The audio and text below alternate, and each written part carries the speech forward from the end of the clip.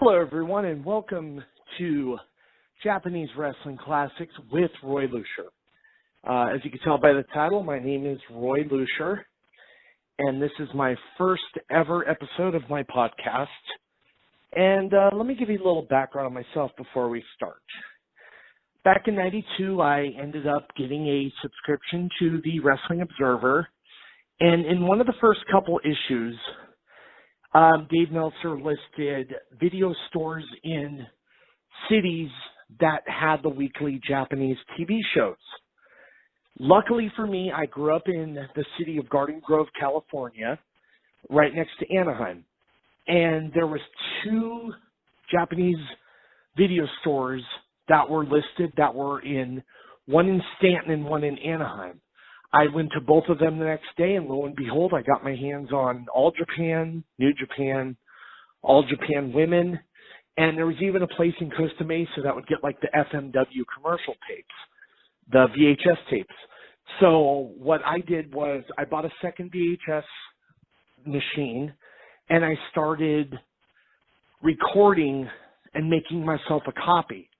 Now, along on top of that, what I would do is my parents had a satellite dish. Now, remember, I was only 17 years old at the time.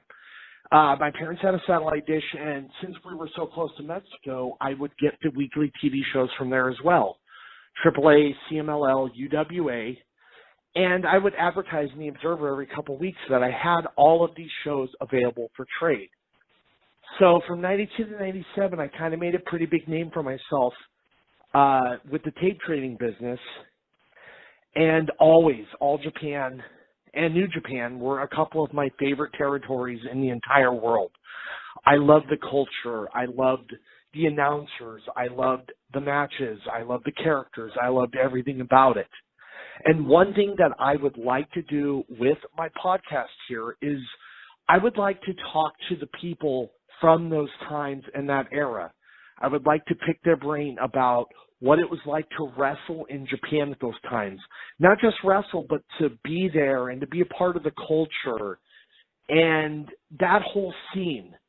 And with my first guest that I've got on today that I'm about to present, I couldn't think of a better way to start than somebody whose career really hit it off in Japan, and he made a big career of it and wrestled there for over a decade, who's definitely one of the most well-known All Japan guys from that era, and that would be Mr. Joel Deaton. Now, in my conversation with Mr. Deaton here, I go into what it was like to team with Billy Black, what it was like to get to know Giant Baba, just a lot of stuff, and I hope that you enjoy it. And future podcasts are going to be similar to this as well. I hope that you'll stick around for them. And here's my interview with Mr. Joel Deaton.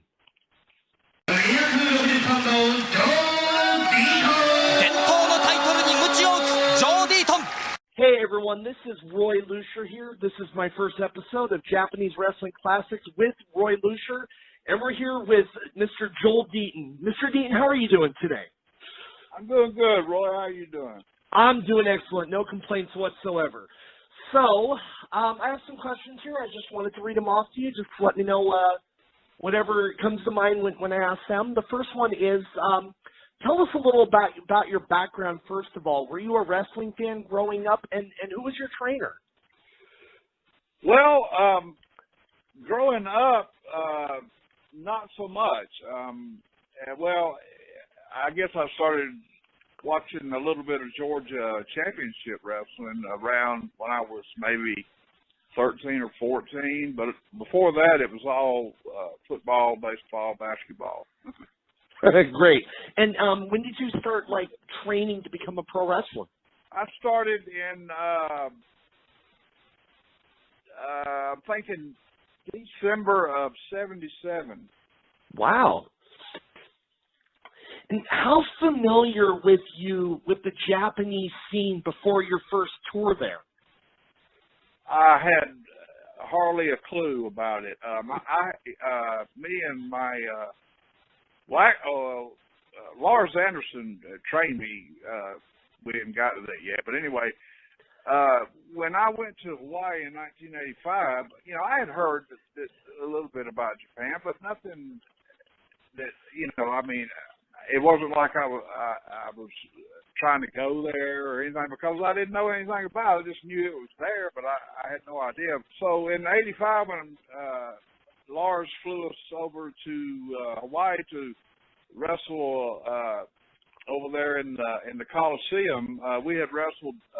This is in 1985, December of '85, and that previous August, we had did a show in the Aloha Stadium where they play the Pro Bowl each year, and Lars had brought me and Hoss over to be in that, and we wrestled a Samoan team, and then we came back December, and Lars had us against Andre the Giant and Antonio Inoki, which of course was very knew about Andre, but I really didn't have a clue who Inoki was, and it didn't dawn on me about him and Muhammad Ali, because I remember that, having that little thing there at Shea Stadium back in the late 70s, but I wasn't real hip or real smartened up on Japan wrestling, no, at that time.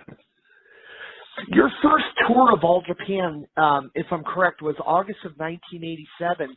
Lead us up to that tour. How did you end up being connected to All Japan and wrestling for them? Well, I was working for 87. Okay, it was WCW by then. It was NWA, and then Turner bought it, and they changed it to WCW. Well, they had several different little local, worldwide, but it was all connected with NWA, and then when Turner bought it, they changed it to WCW on Channel 17. But anyway, I had been in Charlotte working for Dusty. Well, actually, when I first got there in '83, it was like a committee. There were 4 or 5 different people on as a booking committee type thing, but that didn't work out. So, and I wrestled probably 3 or 4 months in there, and I broke my ankle working against Vinny Valentino one night. So that put me out for 6 or 8 months a year. But anyway, when I came back, it was just Dusty booking, and which was '84 sometime, and then so all the way up in '87, each year they had a Jim Crockett Senior Memorial Tag Team Tournament in honor of Jim's dad, who started the wrestling there in the Carolinas, in Mid-Atlantic, and so they flew teams in from here and there, to be in the tournament, and they flew Baba-san in, and Baba brought a young boy with him, and he's a pretty big guy, but I can't remember his name. Was it the sumo guy? Huh? Wajima? Was it Wajima? Oh no! This was a young boy. No. And I can't think of his name, but later on, there was another story with him. But so Nelson Royal was in the tournament, and I can't remember who his partner was, but he was there, and of course he had been to Japan several times, and me and Gene Ligon, we were wrestling as Thunderfoot 1 and 2 at the time, and so Nelson introduced me and Gene to Baba, and I had asked Nelson. I said, well, what kind of money should ask for or whatever, and he said, like at that time the standard for well, I wasn't a nobody, but just not a star or whatever. It was $1,500 a week. So, I introduced. This is in '87. So, after being introduced, I asked Mr. Bob. I said, would you please consider booking me on a tour in Japan? And he said, hold on. He got out his book, and he was thumbing through his book, and he looked at me and he said, you come August, of 87. And this was in February, I think. And I was thinking to myself, dang, man, you can't get me in no quicker than that. But little did I know that Baba's, stayed booked up 6 or 8 months a year at a time. But I said, well, okay, thanks. Yes, thank you very much. And I'll definitely, be on the tour. And Nelson was on that first tour with me, and Gene. And there was I think Shamrock might have been on the first one. I'm not sure. Ken Shamrock. And another guy was his first tour. But I can't think of who that was. But. Now, in your opinion, how serious was the feud between Baba's company and Inoki's company? I mean, were you told by the office at all that you couldn't talk to the gaijins from Inoki's company, or I mean, how was that? No. I think I don't know if this has been put out there yet, and I'm doing a bio of sorts on my career from my perspective through the year. But anyway, no, they didn't tell us, not to associate or anything like that with New Japan, because I think this is just me surmising. I think that when Baba and Inoki split and started their own company, it was an agreement between both of them to do this, and because they were both stars, and I think that they thought that it would be better. For Japan to have two big companies, and it also create a feud kind of like thing between All Japan and New Japan, and it was just that's just what I think happened, because throughout further years, when one big star would jump from All Japan to New Japan or New Japan to All Japan, it had to be done right. And when you hear people say or stand hands from somebody, well, it had to be done right, they mean that.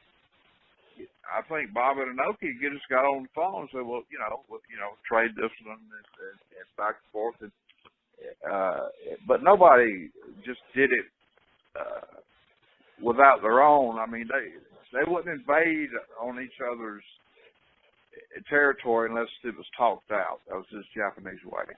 Yeah. If I remember correctly, it was like they did some trade similar to, like, I think Bigelow and Williams went to All Japan, and then the Road Warriors and Hansen went to New Japan. So it was kind of like a talent trade, if I remember correctly. Yeah, well, I think when Stan went over, oh, that's right. Stan did go for New Japan first because Vince Sr. got him booked over there. Yes. And so, when Stan, got over there and started, working his style, then, of course, people loved it. And so he became a pretty big bargaining chip. Mm-hmm. And so when these people were traded back and forth, I think it was, not like I'm not sure about the top guys. I know some of them just walked out and left and went from WWF to WCW and vice versa. But in Japan, it's just done a different way. That's what I'm surmising. I think I'm pretty sure that's the way it went.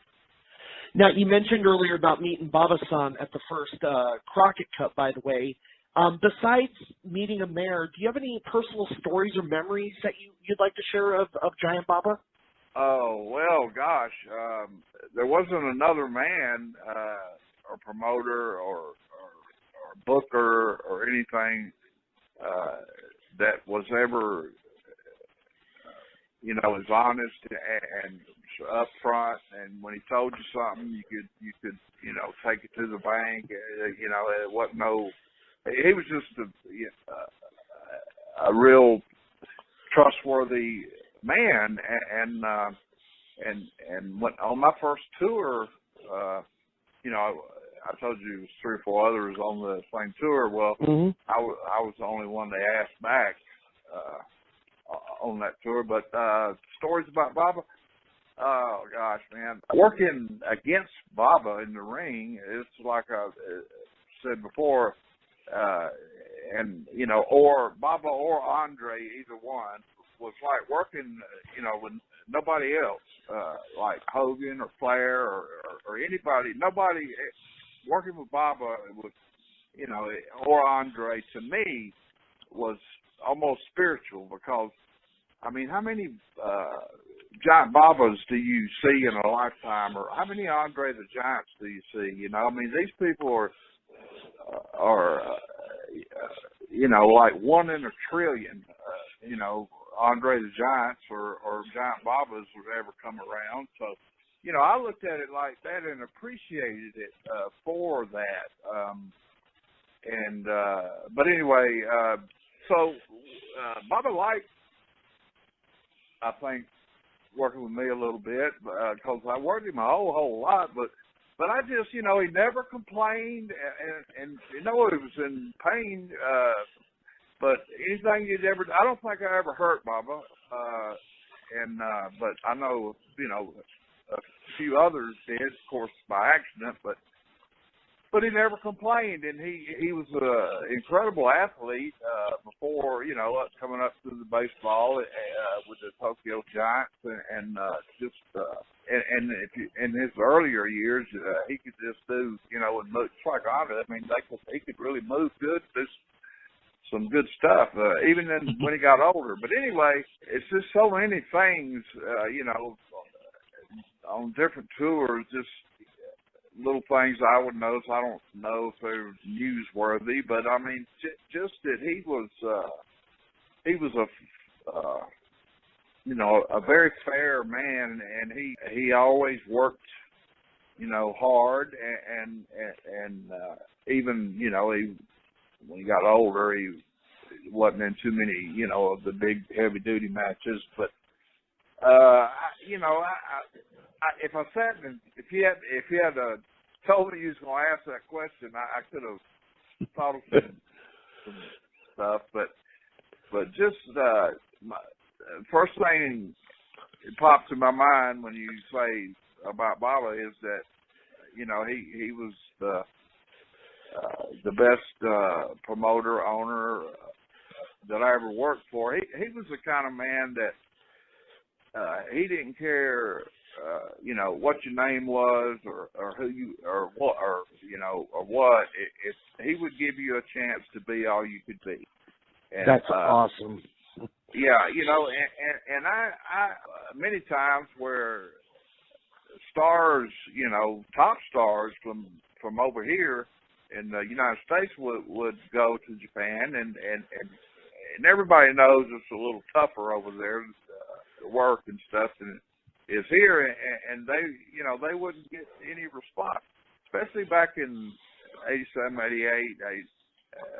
Some places would be a little more louder than others, but when you got out in those country towns, and I say country towns, just smaller towns in Osaka, Tokyo, Nagoya, Kyushu, places like Kobe, places like that. But the fans there, 90% of them were in suit and ties, and if you didn't give them something, then they you got no emotion. What you got back then, if you did something that they thought was was something good, then they would clap. Mm-hmm. What no oohing and ahhing. There wasn't no feet stomping like, later became. But they would just, would just clap. And if they didn't see anything to impress them, then it was just stone cold silent the whole match, And so you had to learn how to get response out of them. And if you could do that, then that would make a difference on you becoming a regular or just a once a year thing type thing. And most of those were somebody, if they were younger, somebody's son, uncle, brother, cousin, whatever. Bob would give them a tour or so a year, even if they didn't really get over the first time or two or whatever they were there. But like with me, I mean, you're working with the best talent there is. Really, it's the most purest form of wrestling that I was ever associated with, because none of the guys over there did steroids. Okay. Yeah. To start with, and for the first 3 or 4 years I was there anyway. So, and that's why you see, a lot of the guys. I mean, they weren't, Mr. Universe, pumped up, muscled up. They were in good enough shape, but they didn't need no damn steroids. They didn't look like, real muscle up dogs. But believe me, they could go, and they were in shape. And being out there with those guys, and I never did. Well, I did steroids one time in 1985, I believe. I did for 6 weeks. I did one time for 6 weeks, and I gained, 15 pounds of muscle, made me stronger and all. But something just made me feel weird about it. I don't know how to explain it, but I just didn't. I liked the way it made me look because I was working out, but I didn't like it. Just made me feel weird, so I never ever did them again. So I just, once, and then I saw over there that that those guys weren't doing them, but they could still go even against the guys that from the States that were take a couple of vials of blood from them, and half of it be testosterone. Yeah. But, so Japan was just and so with my talent, I mean, I had moderate success in the States, but I was underneath, but I was like top underneath guy that makes any sense in most of the territories. And some of the other territories, me and Hoss had belts, and I worked like 9 territories before I ever went to Charlotte and for Dusty. But Baba, you could get out there, and I don't care. Over here, if you on TV and you got to lose to somebody, then you get a little bit in, but you can't. You can't get. They don't.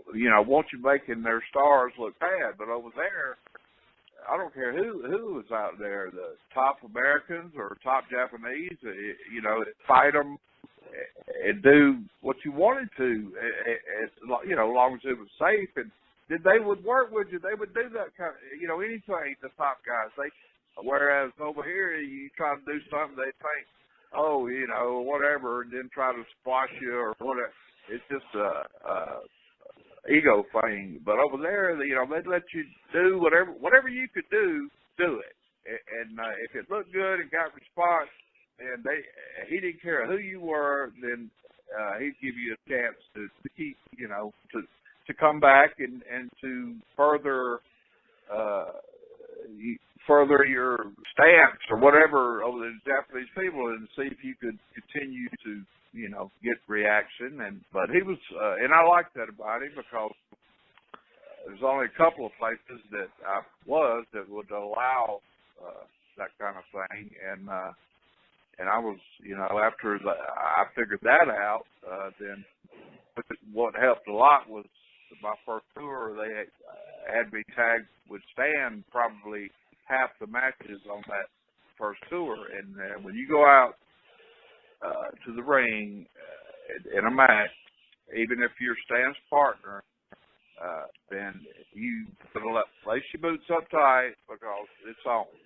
And so if you didn't, if you're out there with Stan and you didn't meet his standards, then you wouldn't be out there with Stan much anymore. I mean, a couple times I'd be in a hole.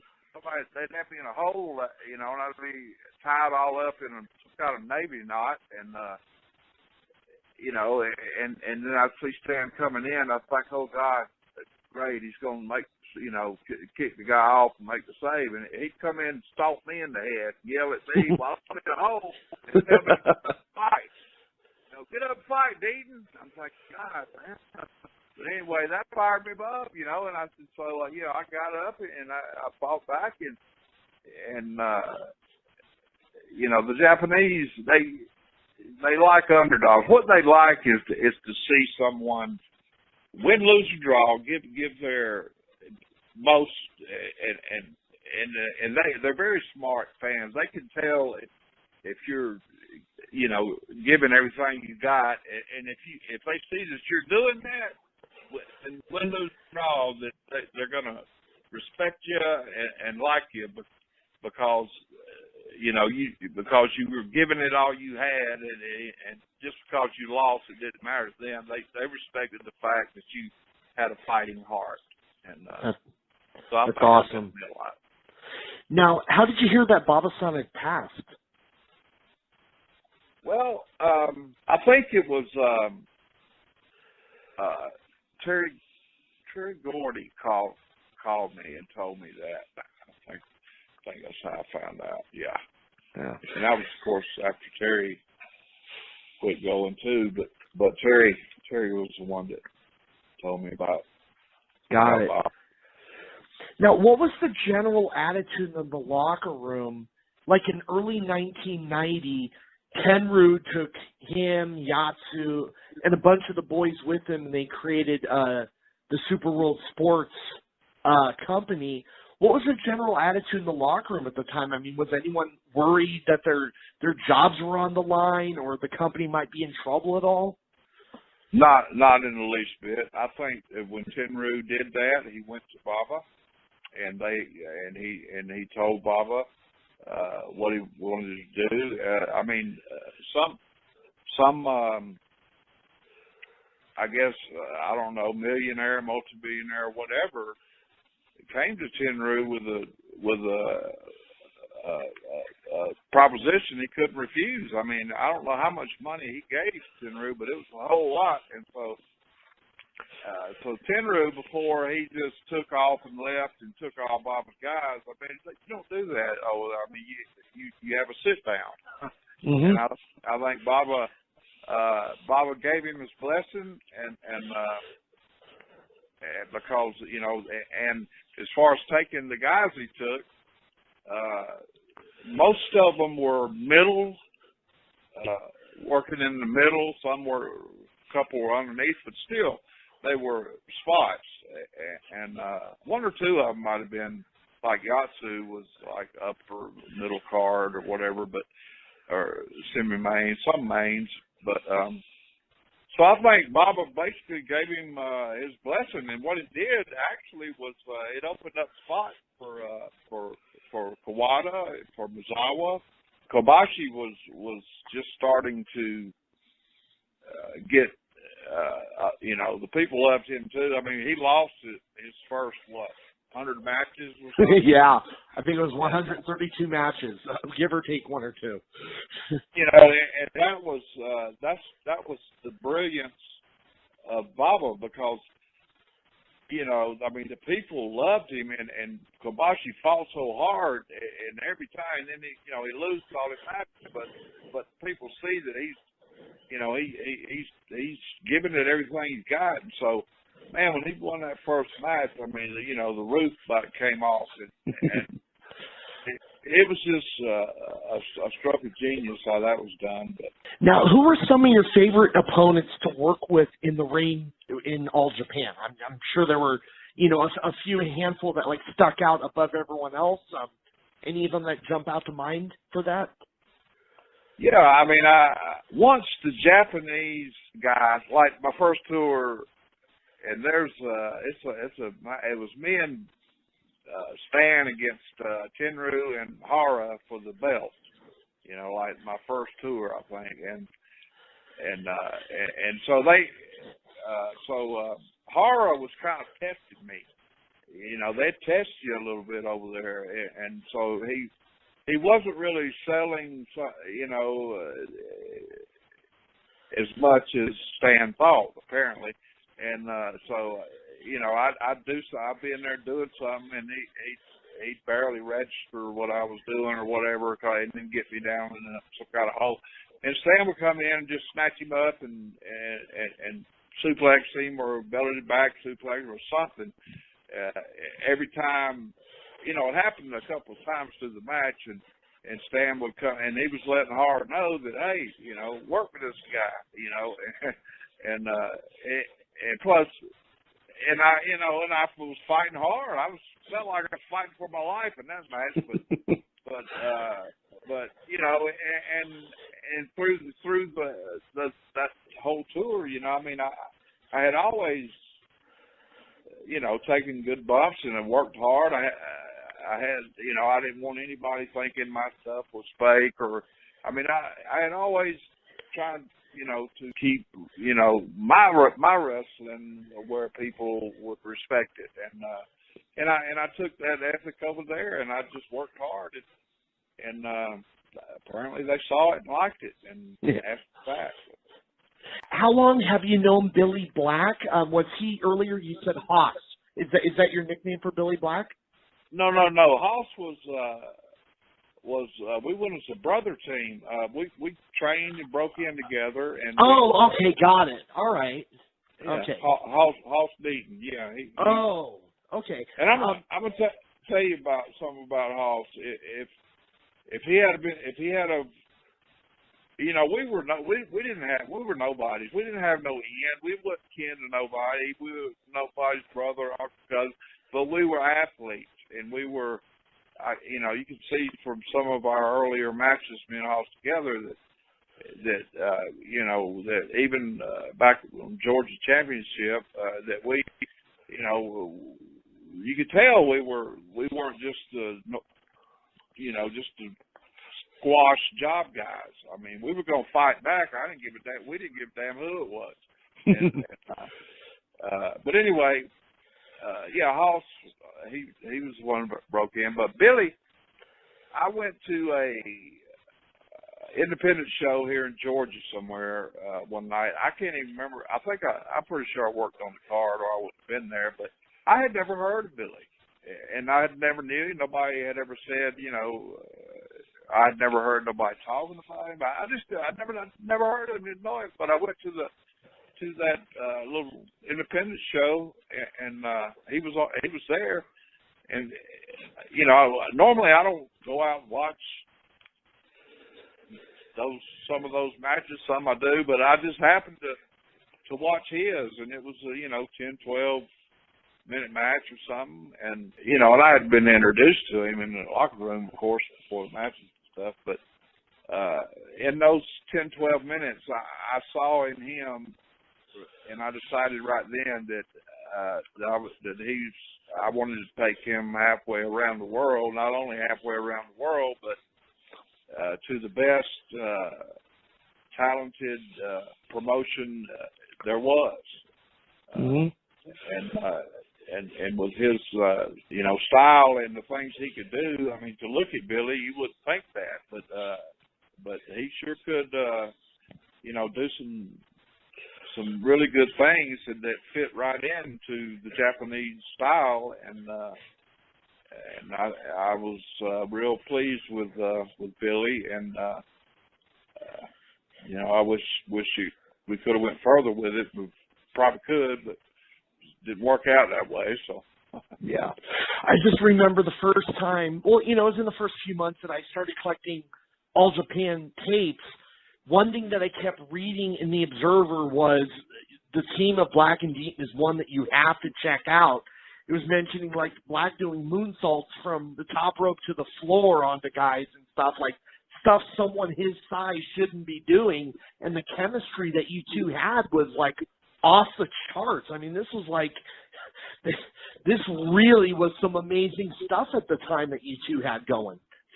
Well, you know, Roy, I never got to see, read or see any articles or stuff like that. You know, if you have any good stories in any kind of American magazines about us, shoot me a snapshot or something of it.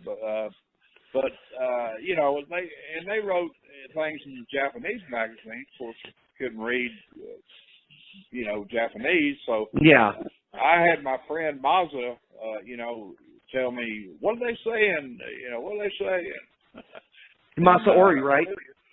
Yeah, Masaori, Nori. But and you know, he would tell me a little bit, you know, about what they'd have a picture Billy and I, and then you know, but I worked, you know, they had me tag with Stan the first couple of tours, the most, and then they tagged me up with Dick Slater for 2 years. I think we were on 1 or 2 tag team thing. You know, they have once a year. What do they call them? Tournament. This is the tag team tournament. I don't know, but yeah. But I was teamed with up with Dickie there for a couple of years, and then. And Japan, all Japan was a tag team territory, and I liked that too. And it made for just, you know, some exciting, unbelievable stuff that I've never seen. Just the whole thing with the fact that that Baba would give you a chance. You know, he would give you a chance to no matter who you were. It didn't matter. You didn't have to be, you know. So, he would just, you know, if you could hang and you could then and get reactions, and he'd let you. All the top guys over there would. They'd let you, you know, come back on them and give them whatever you could. And it wasn't like over here where, well, if you do this against the top guy, then, you know, they get all pissed off at you and stuff. But it wasn't like that. Yeah. How did the two of you come up with the name The Wild Bunch? Well, I think Jim Cornette brought me and Billy in Smoky Mountain for to be in the tag team tournament over there that they had going, and he made a video. As a matter of fact, that video of me and Billy to that music, Born to Be Wild or whatever. You've seen it, right? Yeah. Cornette was a master at those music videos. Yeah, Cornette was the one that did that. Cornette was the one that gave us the Wild Bunch name. Oh, really? Nice. Take us back to the night that you and Billy won the All Asia Tag titles. What comes to your mind, and what was the atmosphere that night? Well, Baba had told me, I don't know, a week or so earlier that he wanted. You know, that we were going to win the belts because we had some good matches with Kobashi and Ace, who had the belts before. And hey, man, you know, like Furnace and Crawford, the Malenkos, 2 or 3 Japanese tag teams. I mean, you know, like I say, it was a tag team territory, so there was a lot of competition for that.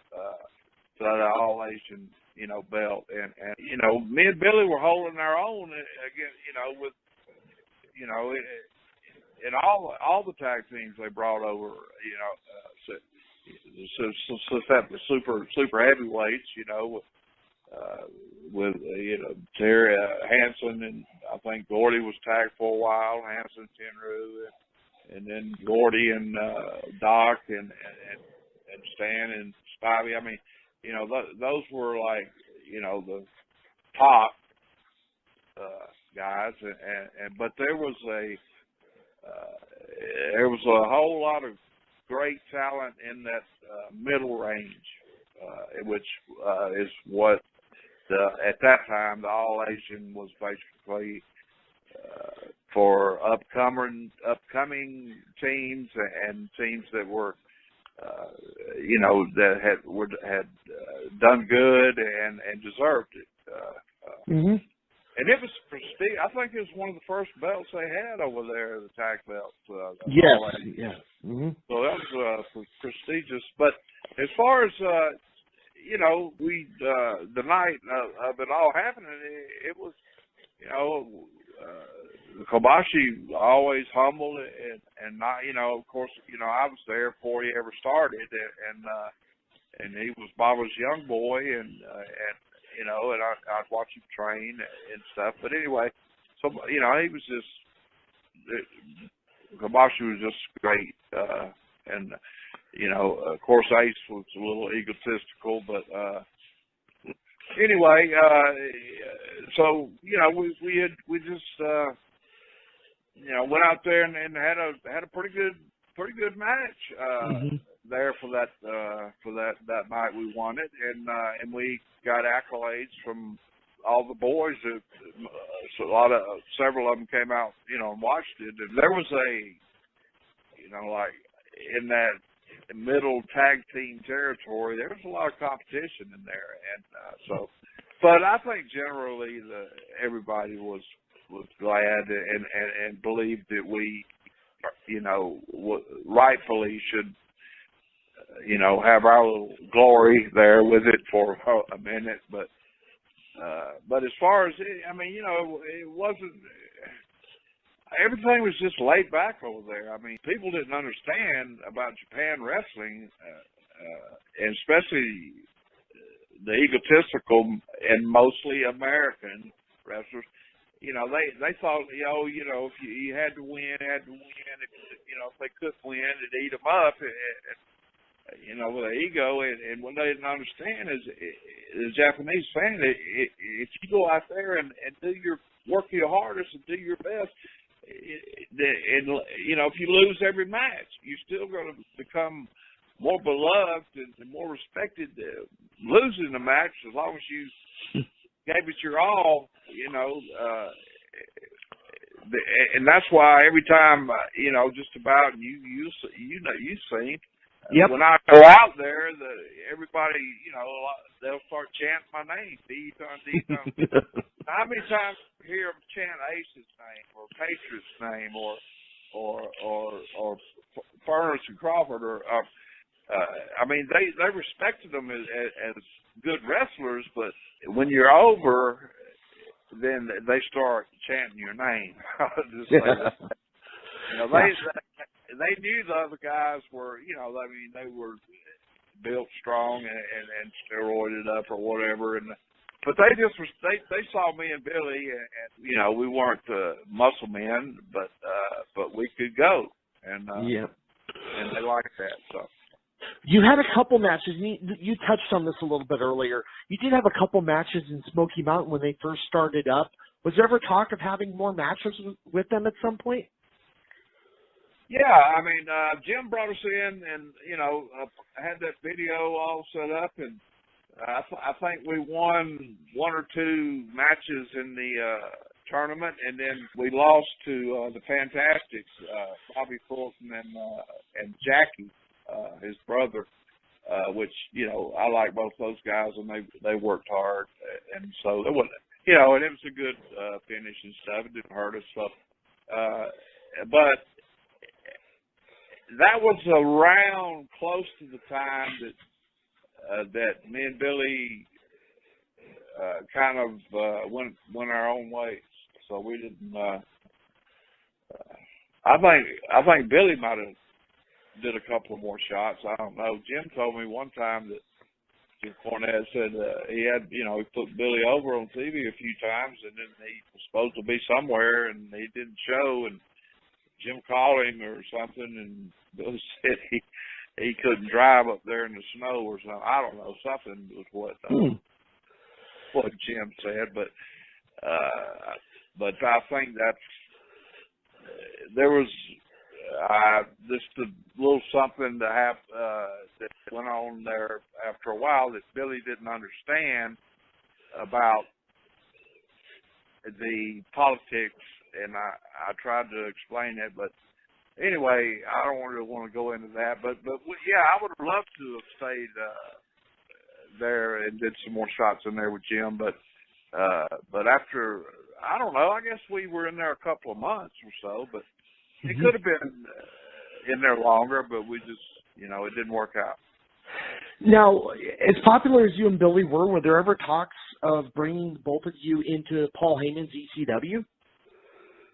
Well, I think Billy did do a shot up there for ECW, and he came out there with, seems like it was Bull Buchanan or something, and during the whole match that they had, all the EC crowd was chanting Joe Deaton, and they wanted to see me and Billy, not Billy and whoever, but and I think he did a couple of shots up there, but he didn't stay long.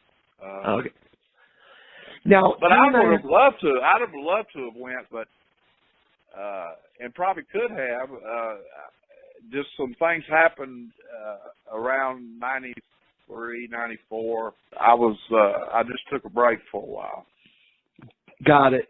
Now, you and I have touched on this before, inboxing each other, and I figured we could set the record straight on this as far as Stan Hansen's book. Now, there's a story in Stan's book about missing a flight and that Baba asked you never to work for the company again, and you've told me this isn't true, and even the timeline shows this isn't true. Would you like to set the record straight about this so-called incident that's brought up? Well, you know what? Stan said some. I read that book too, and Stan said some, good things. That he liked me and that I had a good spot, and that, but that I had missed that flight, and that Baba was mad, and I told Stan, well, I think I lost my job or whatever. But what happened was, I used to fly out of Atlanta. I live in Warner Robins, which is about 100 miles from Atlanta, and I always drove or had somebody drive me up there, and I'd fly out of Atlanta to LA, LA to Tokyo. And I did that every tour I ever went. But this one tour, I was going to fly out of Macon, and Macon's, 90 miles from Atlanta.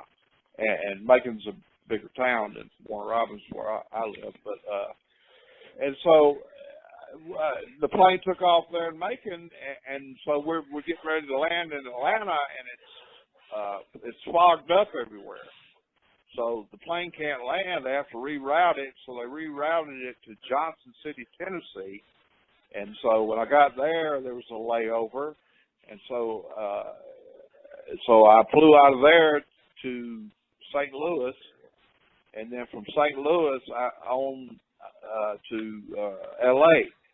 And by the time I got there, which was, almost really the next day, then I met the guy that was always there for. He gave us our visas and passports and stuff, and I got over there a day late, and Baba had had me in the main event the first night. We were in the Corky Hall, and we were wrestled. No, they were somewhere else the first night, but I was booked in the main event, and then the next day, the next show that I got in there was at Corky Hall, and so when I walked in, I was talking, saying hello to a couple of the other boys, and Baba was. We had kind of walked out to where the ring was, and he was out there with the young boys or whatever, and he saw me talking to couple of other guys, and then he looked over and he said, "Joe, yes." He said, "Come here," and so he took me back, around where it was just me and him, and he said, why didn't you come straight to me and explain why you missed the first night? And I thought to myself,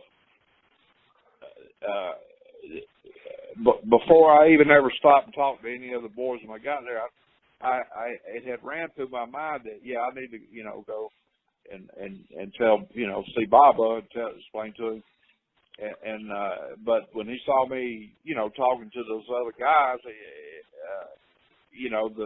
the respect and even over here, I mean, I should have just went, right to the boss and told him why, but it was just a few minutes that I had stopped, and he saw it and talking to somebody else, so that's why he called me back in there, and he asked me, why, you not come and tell me, and I said, I'm sorry, Bob Son, I was coming, but they had stopped and was talking to me, and I said, when I flew out of Macon to Atlanta, there was, a big fog bank and we couldn't land. I went through the story about the delays and and how I missed the flight.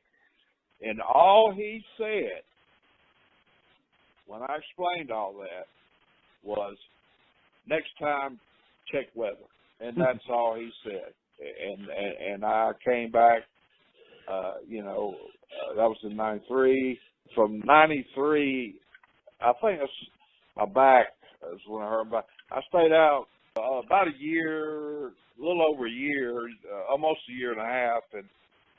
And when I got well, I had been in contact, or I hadn't called them or anything all that time. And so, I called over there and told them, asked them, to ask Baba Son, could I come back? So they said they called me back, and they called me back almost right away and said, yeah. And this hardly, the only time this happened is with like Stan or Abdullah, or really the elite top would fly in on a 4-week tour, 2 weeks into the tour or something, and so that's what they did with me. Baba, it flew me right in, halfway in on a 4-week tour. I'm looking at it right now. You took 22 months off from October 93 to August 95, and didn't wrestle for the company between them. And that's amazing to hear, Baba just say, hey, come back. It's awesome. Yeah, they of course, Baba, about those baseball games, right? Yep. And I've got the tape to the second one where the Rock and Roll Express played in it, and a lot of the Japanese that Jumbo and Mizawa played in it, and I got the whole. Well, we played 5-inning games. I think I got four innings of the game, and that was a game where. Baba called me. He said, "Joe, come here." In the dressing room there, and they gave us brand new uniforms, brand new cleats, brand new gloves, brand new everything. And he handed me the baseball and said, "You pitcher." Well, I said, all right. I played a ball and I had a double scholarship, football and baseball, and I played. A little bit of Double-A ball, and I could have went further. So that's another story. But anyway, so Baba, I guess it got word that I was a ball player or a base player. So he asked me, in that first game, that there wasn't any Gaijins in it, but there was one other Gaijin that was on a variety show team or they had 4 teams, a movie star team, top movie stars, Tom Cruise, George Clooney type guys, Japanese. And then they had a comedian team off TV and some kind of other variety show team. Anyway, they were celebrity teams. And then Baba, and in that first game, there was one other Gaijin that was on one of the comedy shows that could speak fluent Japanese, but me and him was the only one, and then I think there's about an inning or so of that available on YouTube, and then the company that videotaped that show, which I think it was live, and it was shown all over Japan, and it was a big build up.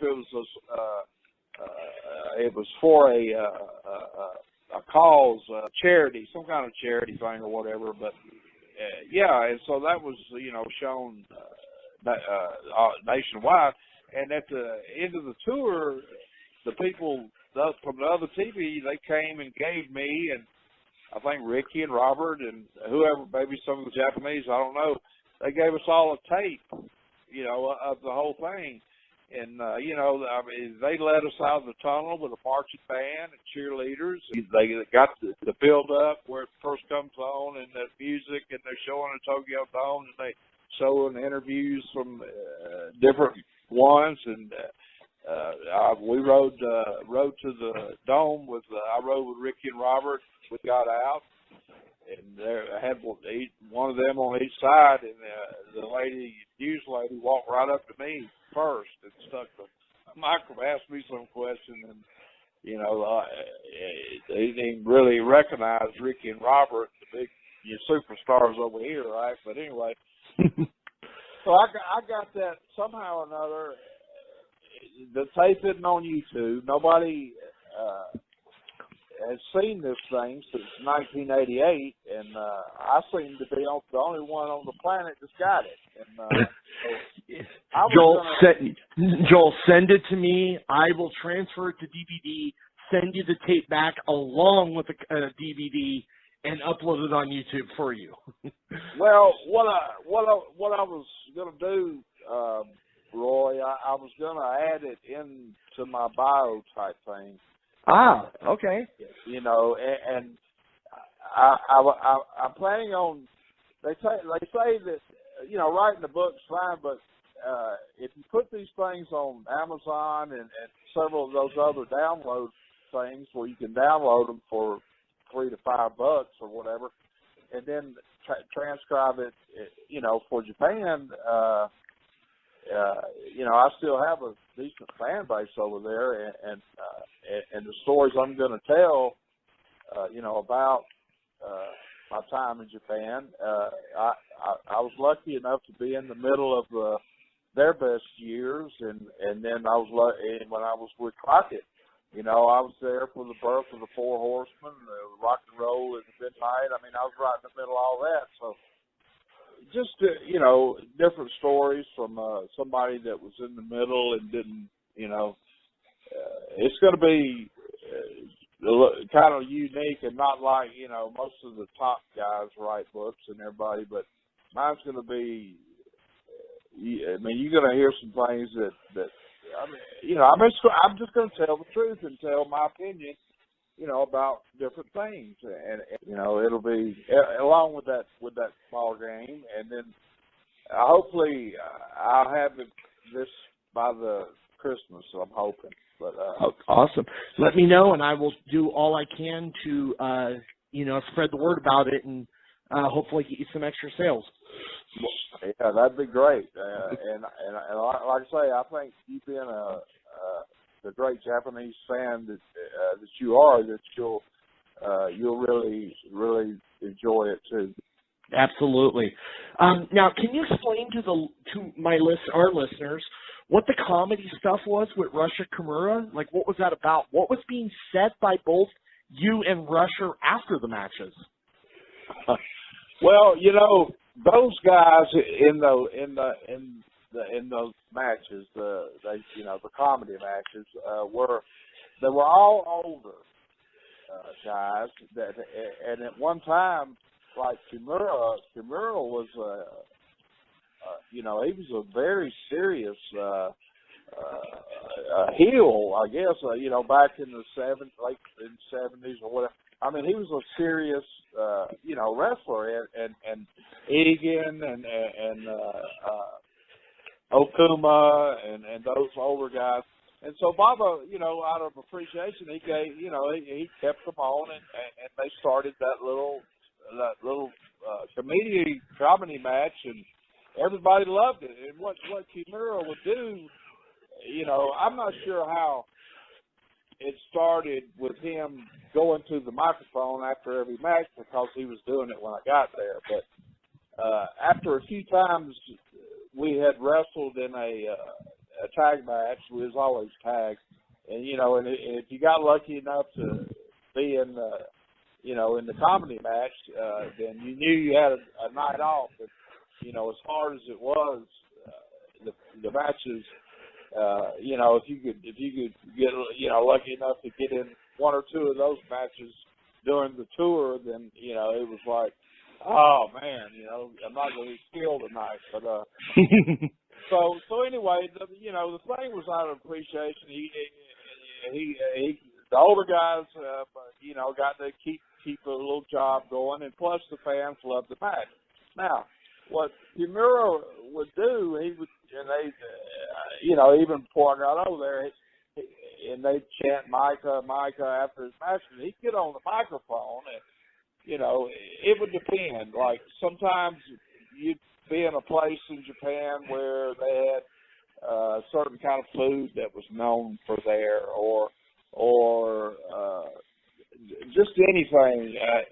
He might, like he'd say Egan, something after the match. Did he tell something funny about Egan, or he would tell something funny about the area that we were in, or something funny about what happened in the match he just had, or it was something like that, and whatever it was, the people loved it, and they wanted to hear Kimura,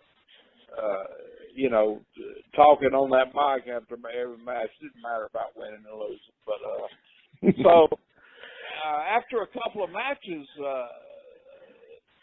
several actually, that I think it was, let's see, I went over there in 87. I think about 89, maybe the end of 88, I don't know. Then one night we had a match with them, and I was in the match, and I was going back to the dressing room after, after our match, and he had done this before. I'd get right here, and he'd get the microphone, and he'd say, Deaton, I'd stop, turn around and look, and he'd babble off a bunch of stuff in Japanese. Hell, I didn't understand, but and then the people would laugh, and I'd go on in to the dressing room. But one night, he Deaton, after, and so I stopped and looked at him, and he babbled off a bunch of stuff at me, and something just clicked in my head, and I said, okay. So I started walking real slow back over there to the ring where he was with the mic, and he didn't have a clue about this, and I was just, off fly doing this, and so I walked over to him and looked at him, and the people was like, oh, and so I reached out for the microphone. I'm looking at me like, they didn't know, nobody ever done, you don't know what the hell I'm gonna say. And so he gingerly handed me the mic, and I looked at him and I said, Kimura-san, I said, what kind of nine Japanese? And handed him back the mic. The people just fine. And what kind of nine means, I don't understand. I said, I told him I don't understand Japanese. What I call it. And they liked that. And so the next time rolled around with me, I did the same thing. About the next 3-4 times, I would do that. And then one time he called me and he said the same, whatever he said, and they handed me the mic, and I said, Kimura-san, wakarimashita Japanese, and the people really popped on that. Because I told him, I said, now I understand Japanese. I understand what you're saying, and he worked it good with the expression like, what? And so then, it got the big pop, and nobody American, or they didn't do interviews over there really, but he would do this little thing after his match with the mic, and so once I did that, and we kept doing it every time, and it got great reaction, and the people started, and I'd milk it too, man. They'd get the chanting my name to go get that microphone just like it would him, after he talked to me, stopped me before I got to the dressing room door, and then I'd walk back over there, and he would come and tell me, after we started, after they started showing it on TV, and he would say, Joe, tonight, after you come out, come to the microphone, you say this, and he'd give me, 1 or 2 or 3 words to say,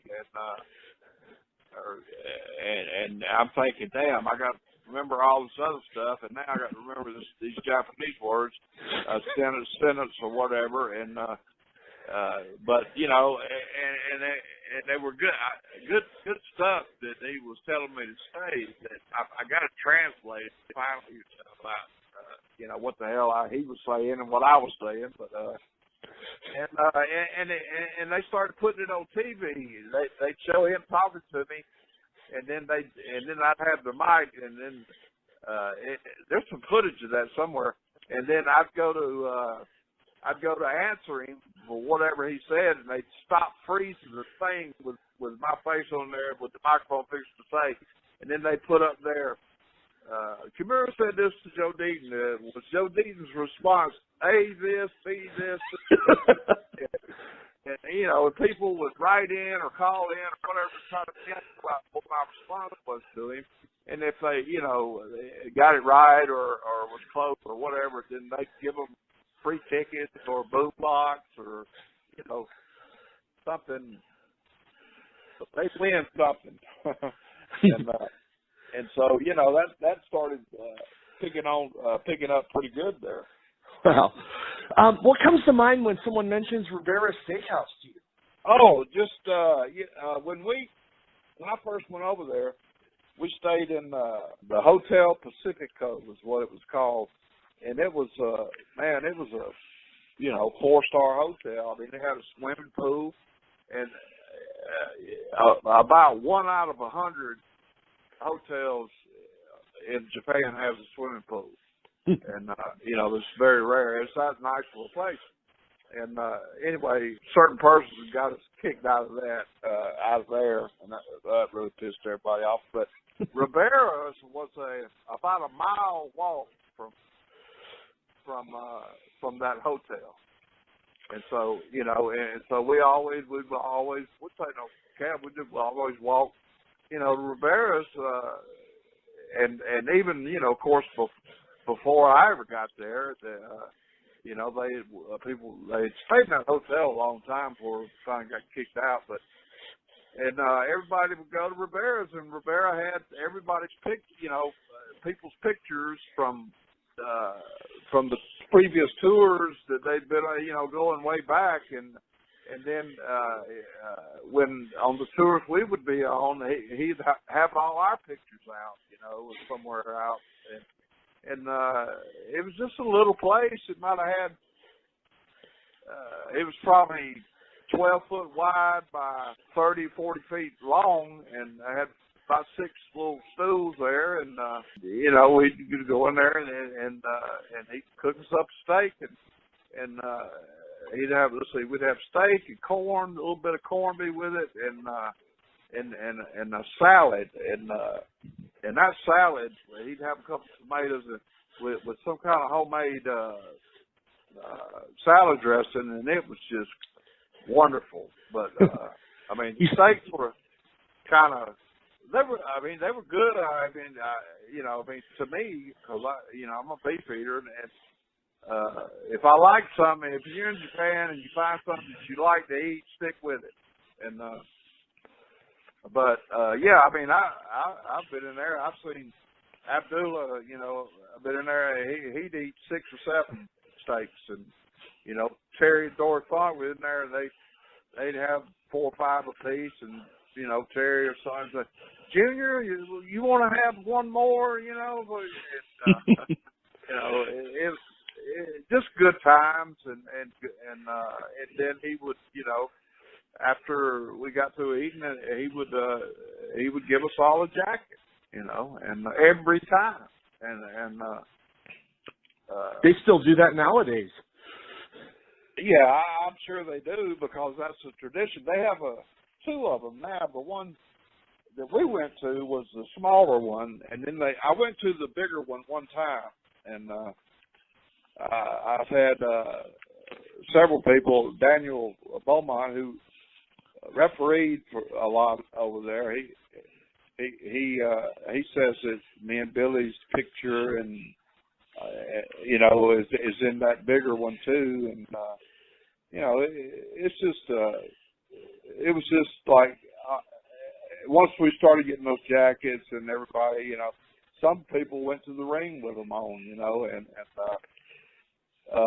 it was just something everybody wanted, new coming, or even guys that've been there several times before. But, we always want to hit Rivera's, but when we got kicked out of Pacifico and they put us over in the Ginza, which was, the richest part of Tokyo, really, the Ginza, but we stayed in a nice hotel there, but it wasn't near as good as the Hotel Pacifico, and that hotel was a lot longer cab ride. It was, it was across town to get to it then, and so we didn't go as much, but we tried to hit it at least one time when we moved far away from where it was at, but yeah, it was everybody rite of passage to have a Rivera jacket. Still got yours? Yeah, I think I got two. I mean, I probably had a dozen at least over the years, and I gave them all away, and then I got divorced in the early '90s, and then I never saw a lot of stuff, souvenirs and stuff. How divorces go sometimes. Yeah, I do. I lost a lot of my keepsakes, but things that meant something to me, and but I still have. I'm looking at one right now, and I think I got another one somewhere. I just got to look a little hard. Let's play a word association here. Tell me the first thing that comes to your mind when I mention these wrestlers, and I have about 15 names here. Misawa. Misawa? Yeah. Misawa would be just incredible athlete. Kawada. A tough son of a bitch. Kobashi. Probably one of the top 5 best I've ever seen. Jumbo. Jumbo is the top 5 best I've ever seen. Williams. Doc was a beast, and he had, legit respect.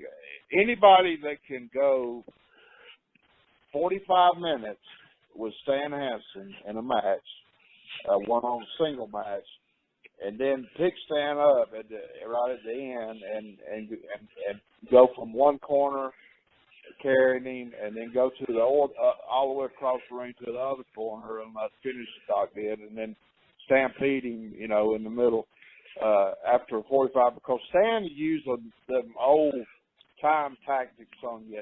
He'd hit you in a headlock or something, take you over, then he'd lean back on you with all his weight.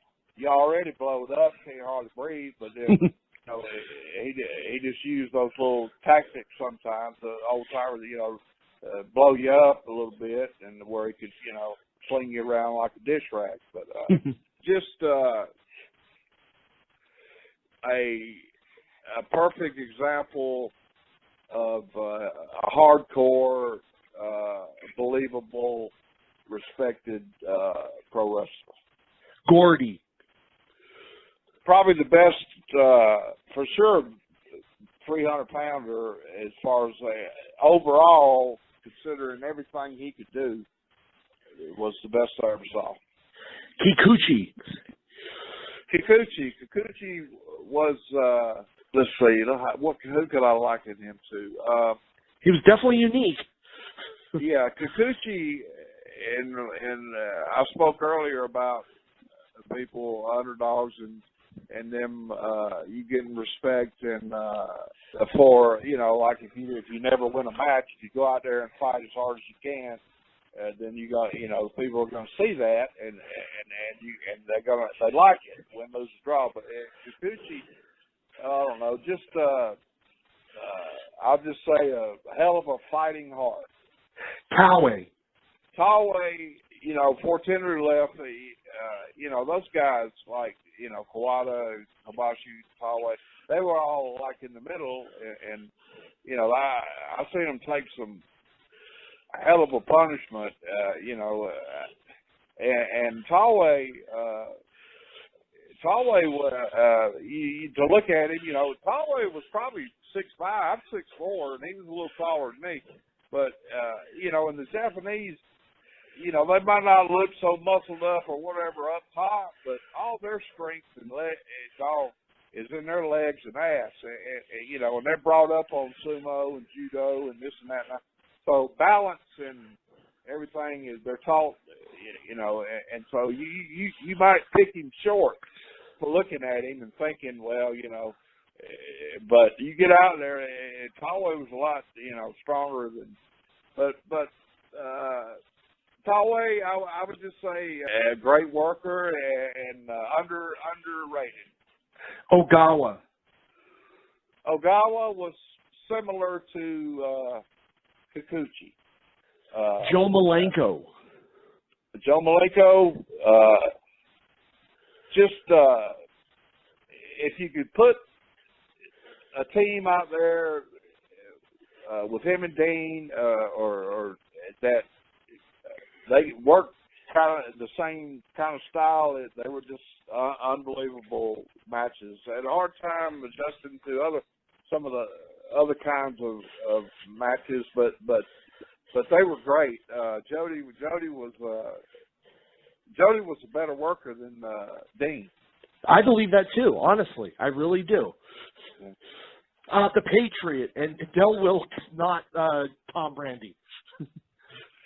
Well, Dale came in. I think he might have did a tour or so, or two, or maybe. But I remember being on more tours with him after 1990 or something. But I was just a hard worker. You know, Dale worked hard. And just like a lot of people that came over there, they didn't get it right off the bat. Yeah. And, you know, but Dale looked great, and he worked hard, and he did well over there. Yeah. Danny Crawford. Dan Crawford was the best gaijin worker, period, that ever went over there. You know, excluding the 300+ pounders. Doug Furnace. Dan was just, he was amazing. I mean, he could do, you know, all the things the Japanese could, as far as the spin kicks and the this and this. I mean, and plus he had a great mind as far as psychology of working in Japan. But as far as, you know, being working hard, working, you know, stiff or working easy or whatever, overall, of the gaijin wrestlers I ever saw come there and was over there with, Dan, in my opinion, was the best gaijin worker that ever, while I was there. He was just that good. I mean, I don't know, a lot of people might not agree with me, but if you go back and watch his matches, then maybe you'll change your mind. His partner, Doug Furnace. Doug was incredible. I mean, Doug could shoot me off and tell me to do, you know, leapfrog. He was going to leapfrog me, and then we'd do something else. Doug was about, I guess, maybe 6 foot or 5'11" or something. But when he leapfrogged, I'm 6'4", and I could when I hit the ropes and going under him on the leapfrog, I didn't even have to bend my head.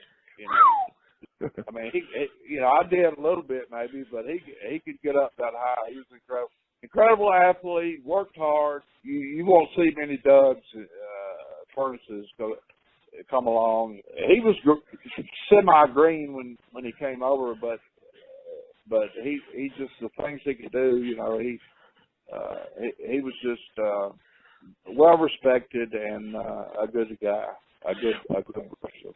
One thing that really impressed me about Doug was, I remember him when he started in Continental. I mean, he was just a power lifter.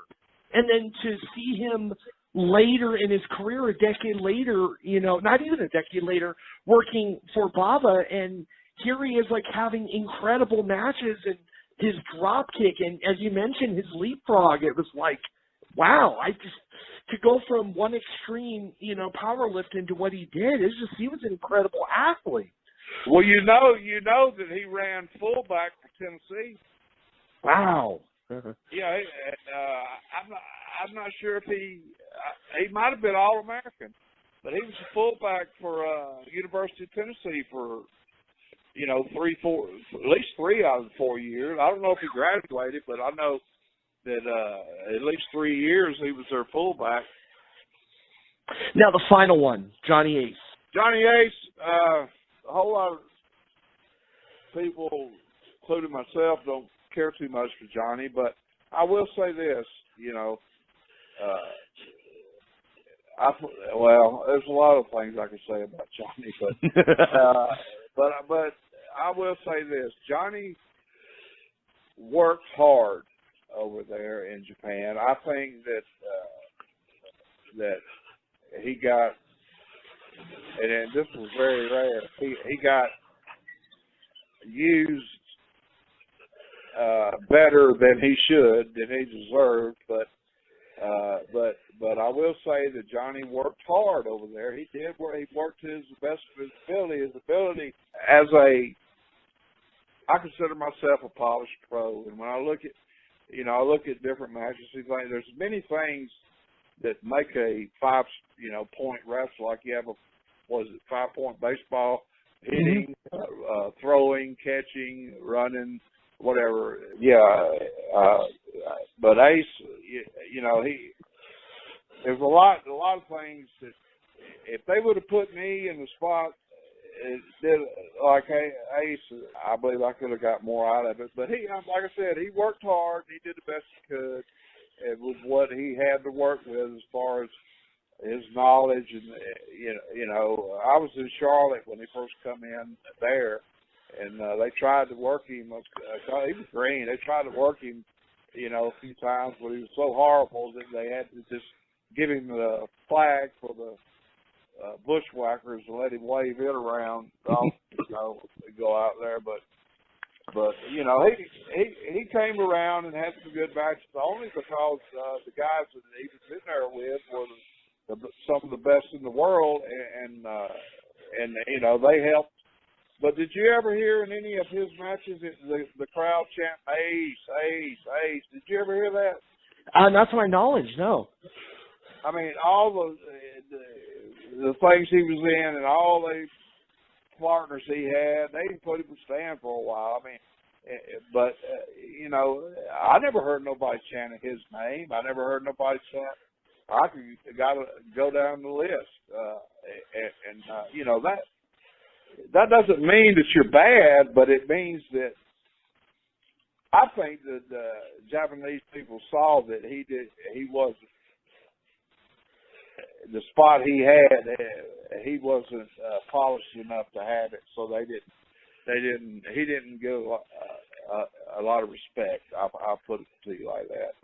But he did work hard over there. I'll give Johnny that. Yeah. Your final match in Japan was in '97, and it actually wasn't even for Baba. It was for Tenryu for WAR. What was that about? Well, when Tenryu was over here back in '79, '80, '78, he worked for Georgia Championship and wrestling, and I helped Tenryu get around town, took him shopping, and he didn't know, couldn't speak real good English at the time, and he didn't know what the hell, So I helped him out. I liked him.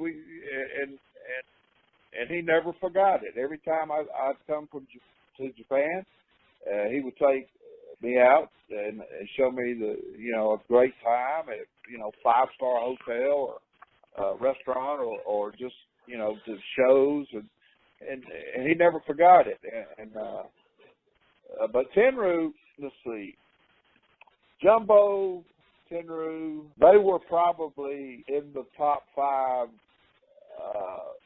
best that came out of Japan. Tenryu was a hard worker. I mean, he was just revered as a respected top guy over there. The people believed him. And he had that sumo background. Yeah, he did. And he was tough as nails. And he wasn't real nice to the young boys sometimes, but that was just the way. I mean, they had to really show that they wanted to stick it with pro wrestling. Tenryu, he'd get them out there, before the matches sometime, working out with them, and it was brutal. But I loved him, man, and he had the big respect over there, and he was a great one. Now, do you follow the current product either in Japan or the United States? Well, no. I watch every now and then. I catch that New Japan show, and maybe twice a month I watch an hour or so of Raw or SmackDown all the new guys they have going now. It's a different time, it's a different era. I understand all that, but and most of the guys that do all the flying and flipping and all that kind of stuff, all of them are 210 or 215, 220 at the most and under, all the way down to 180 or 170. So they do all that stuff, but you can only tempt the laws of physics so many times. And if those guys continue to do that kind of stuff, their careers are going to be short. And it's like Terry Funk said one time. We were sitting out of the ring, and we were watching the young boys train before the matches, and one of the young boys did some kind of wild thing off the top or did something crazy, and Terry told one of the other guys that could speak English, he said, "Call it, tell the boy come over." And so the young boy came over there. I can't even remember which one it was. And Terry said, "Tell him that you only have so many of those bumps in you. So make sure that when you do them, it counts. Do them out here practicing. You're liable to break your neck and if you're going to do them." But, those guys do incredible stuff. I'm telling you, and I'm telling them, I'm not hating. I make all the money you can make, but if you continue to do that stuff that they're doing, then they're going to get hurt. And sometimes I say, boy, they're glorified acrobats. But I mean, the storytelling is just went out the window. I mean, it's just big move after big move after big move. But the fans are all re-educated now to that kind of stuff, and they like it. And I look at it and I say, damn, I mean, it's some impressive stuff. But I'm also thinking to myself, they're not going to last, and they're not. They're not going to last if they continue that, and maybe they'll make, they're making good money, so maybe they'll make enough to where if they do get hurt, they'll be all right. Yeah. I saw night one of the New Japan G1 Climax a couple nights ago, and it was like there was people kicking out of second rope pile drivers. It's gotten to the point where I just think, you go back to the basics and make it look more believable.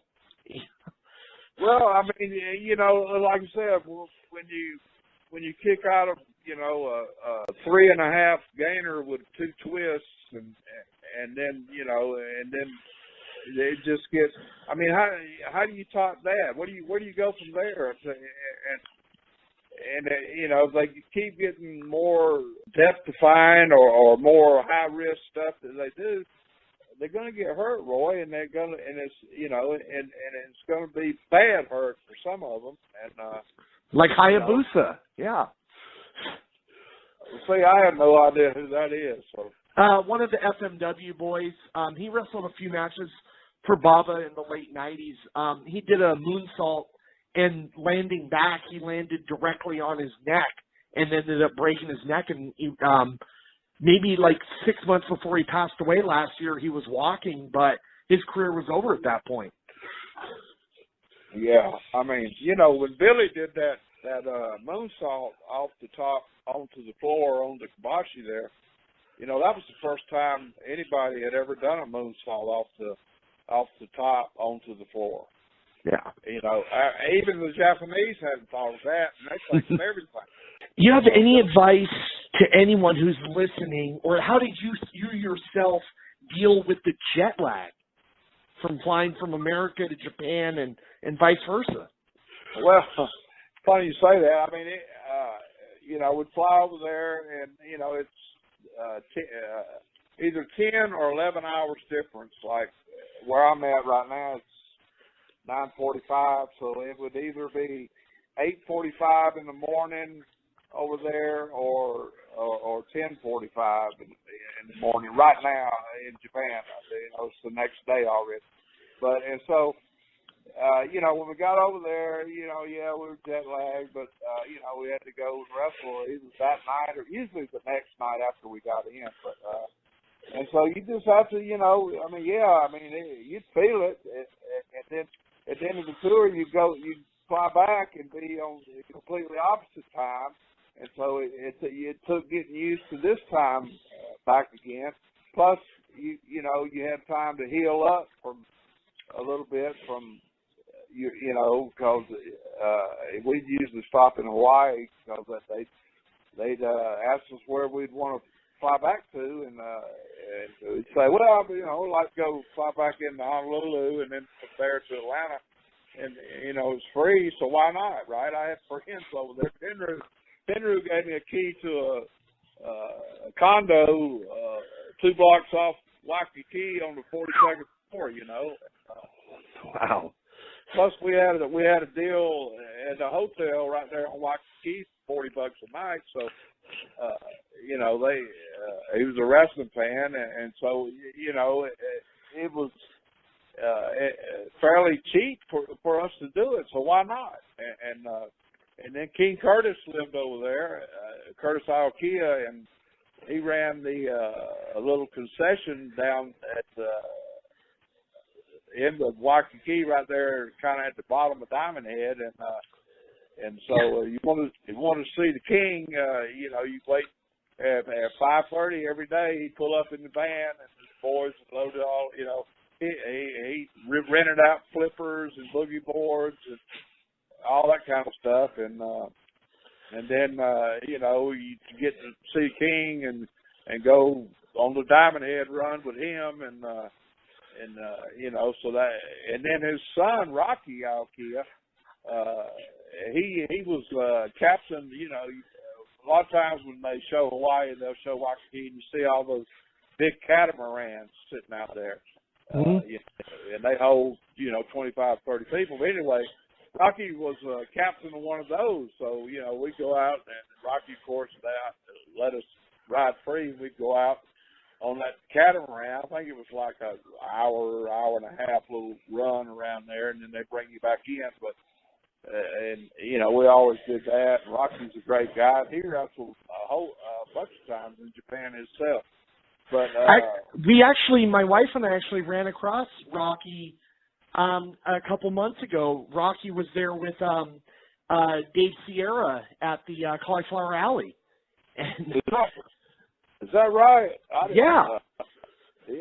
I didn't know that. No, Rocky, because Rocky married a Japanese girl. Oh, really? Yeah. Yeah. They've got. I know they got 2 kids. It might be 3, but they've been together a long time. They're still together. Yeah. Yeah. I introduced Rocky to Barbara Goodish, and Barbara didn't even know that Rocky was Curtis's son. Well, a lot of people don't. Yeah. But yeah, but the people that do know, I mean, Rocky's a good dude, man. He you know, and King Curtis, you know, I mean, what a character he was. But Yeah.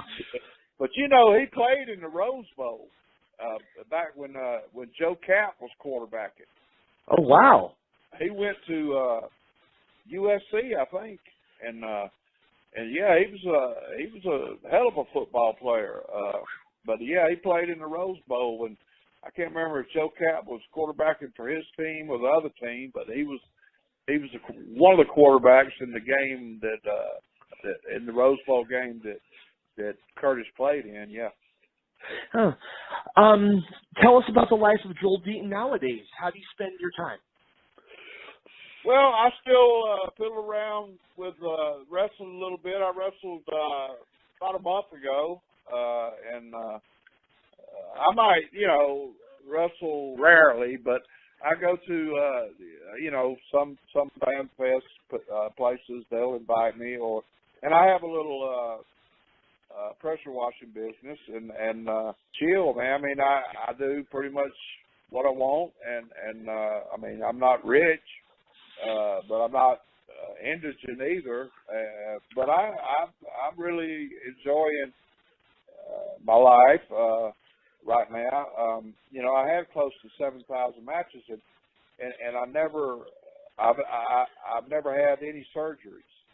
You know, and I mean, I got aches and pains. Don't get me wrong, and maybe a couple things that might need surgery, but I've never had it. Whereas a lot of the guys that, especially the ones real bad on the steroids, you know, have had, you know, a dozen surgeries. Yeah. And, you know, it's because they overtaxed their joints and, you know, they just strained them so much that